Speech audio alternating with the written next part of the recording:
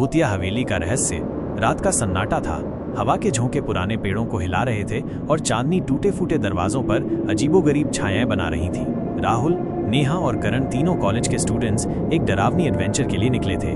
उनका टारगेट था शहर से बाहर वीरान पड़ी ब्लैकवुड मैंशन। कहा जाता था कि इस हवेली में पैरानॉर्मल एक्टिविटीज होती थी।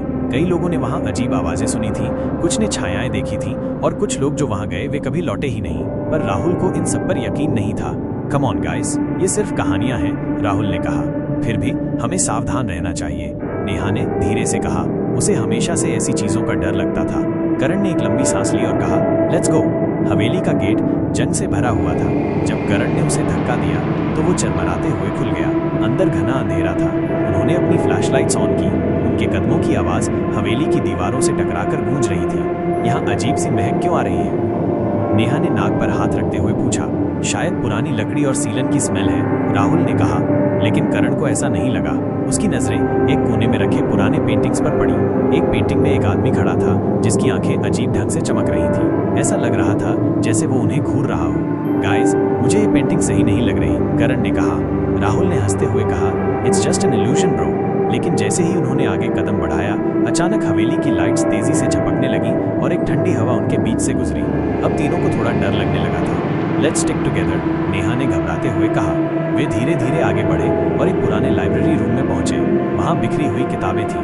करण ने एक किताब उठाई जिस पर धूल की मोटी परत जमी थी। जैसे ही उसने उसे खोला, अचानक उसके पन्ने खुद ब खुद पलटने लगे। ओह शिट, ये कैसे हो रहा है? करण ने किताब को घबराकर गिरा दिया। तभी एक खिड़की खुद ही खुल गई और एक परछाई तेजी से कमरे के अंदर आई। रन, नेहा चिल्लाई। तीनों भागते हुए एक बड़े हॉल में पहुंचे जहां एक पुराना ग्रैंड पियानो पड़ा था। अचानक वो अपने आप बजने लगा। ठंडी हवा चारों ओर बहने लगी और तभी उनके सामने एक काला धुंधला साया आकार लेने लगा। वो एक औरत थी, फीकी कटी फटी ड्रेस में, लहराते बालों के साथ। उसकी आंखें गहरी काली थीं और मुंह से हल्की हल्की सरसराहट की आवाज आ रही थी। नेहा का दिल तेजी से धड़कने लगा। ये क्या है? राहुल ने हिम्मत जुटाकर पूछा। Who are you? उस आत्मा ने धीरे से कहा, ये हवेली मेरी है, तुम यहाँ नहीं रह सकते। वाई? तुम क्या चाहती हो? करण ने कांपती आवाज में पूछा। मुझे मेरा न्याय चाहिए। तीनों ने एक दूसरे की ओर देखा। ये आत्मा बदले की आग में जल रही थी। हवेली की दीवारों पर टंगे चित्रों में वही औरत थी। जब उन्होंने एक तस्वीर ध्यान से देखी तो उन्हें नीचे एक नाम लिखा दिखा, Margaret Blackwood, 1865-1890। Oh my God, ये हवेली ब्लैकवुड फैमिली की थी और ये औरत शायद मार्गरेट है, राहुल ने कहा। नेहा ने कहा, लेकिन इसका बदला किससे है? तभी मार्गरेट की आत्मा चिल्लाई, मेरे पति ने मुझे मार दिया और मुझे इस हवेली में हमेशा के लिए बंद कर दिया। अचानक हवेली की दीवारें हिलने लगी जैसे कोई ताकत जाग रही हो। आत्मा की आंखों से आंसू निकलने लगे, लेकिन वे खून की बूंदों की तरह दिख रहे थे। करण को समझ आ गया कि अगर मार्गरेट को न्याय नहीं मिला तो वे यहाँ से नहीं निकल सकते। मार्गरेट, तुम्हारी कहानी कोई नहीं जानता था, लेकिन हम तुम्हें भुलाएंगे नहीं। नेहा ने पास पड़ी एक किताब उठाई जिसमें ब्लैकवुड फैमिली का इतिहास लिखा था।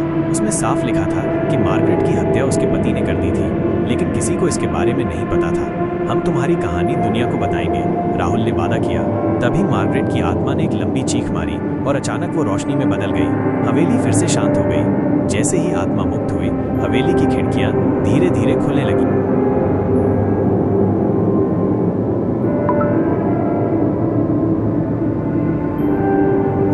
नेहा ने राहत की सांस लेते हुए कहा। तीनों हवेली से बाहर निकले। उनके पीछे ब्लैकवुड मैंशन अब और भी वीरान लग रही थी, लेकिन अब वहां डर नहीं, बल्कि एक अजीब सी शांति थी। क्या हम सच में किसी भूत से मिले थे?